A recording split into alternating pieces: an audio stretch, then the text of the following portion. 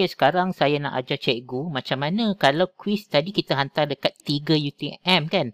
Tiba-tiba saya pun ajar 3 UPM atau 3 USM. Jadi saya takkan nak buat balik kuis, betul tak?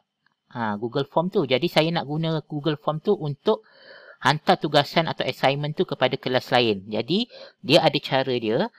Okey, tadi saya dah hantar kepada kelas 3 UTM yang ni. Okey, sekarang saya nak hantar kepada 3 USM, 3 UPM. Okey, macam mana? Caranya, klik create. Okey, dekat sini ada butang reuse post. Okey. Ni soalan yang saya hantar kepada 3 UTM.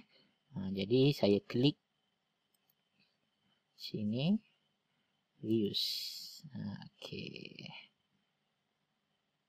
Ni tick ni kena tick sebelum kita tick reuse tu. Okey, tunggu sekejap. Okey, dia akan keluar muncul satu paparan lagi macam ni. Hanya kita perlu tukar kelas dekat sini. 3 UPM kepada kelas yang kita nak. Contohnya 3 UPM, mungkin kelas matematik 2 atau 3 USM lah kalau ada. Itu contoh, saya nak bagi tahu contoh. Kemudian kita buat due date dia. Katakanlah due date saya 25 11:59 PM. Okey, topik 1 samalah.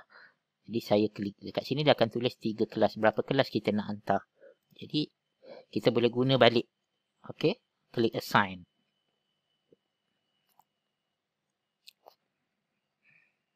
Tunggu sekejap. Okey, dah ada lagi satu kan. Kalau saya klik. Okay.